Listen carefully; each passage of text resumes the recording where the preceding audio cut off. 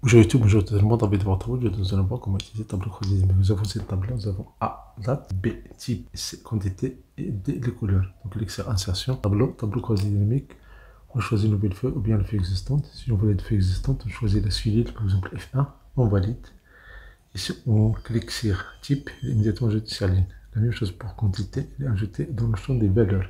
Pour cliquer et glisser, mais juste pour valider. On peut changer selon notre besoin. Donc voici ici la somme de MXXL. Pour calculer la moyenne, on fait un clic droit. Et ici dans la liste, nous synthétiser les valeurs par moyenne.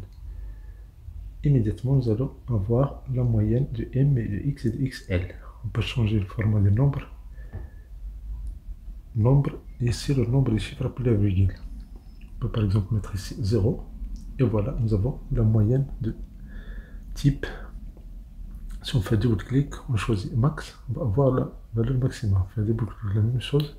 Min, on choisit, on a la valeur minimale. On peut supprimer ça. On peut cliquer sur afficher les listes de champs. On peut déplacer les listes de champs. On peut ajouter color dans les lignes. Et la même chose de quantité dans les valeurs. Si on déplace color dans la colonne, nous avons ici type dans les colonnes, nous avons ici les types et les couleurs et la somme. Clique sur création, disposition de rapport affiché sous forme tabulaire. Et voilà, nous avons ici les types et les couleurs et le total des quantités. Si on fait clic droit, afficher les listes des champs, on peut changer ici.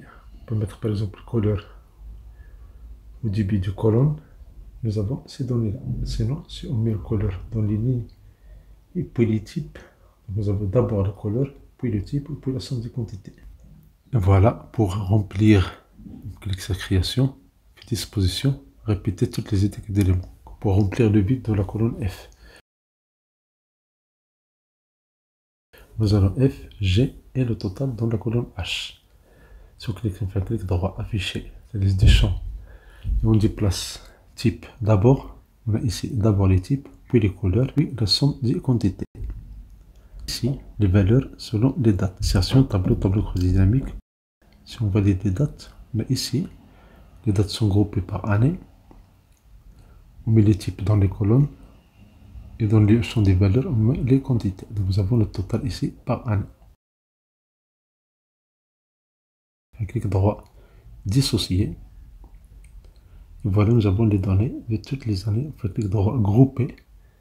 Et par grouper, on peut grouper selon les trimestres, selon les années, selon les mois.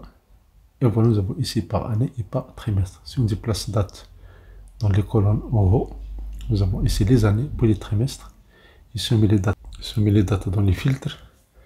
On peut ici filtrer les données, cellule B2, et avoir les données selon le trimestre.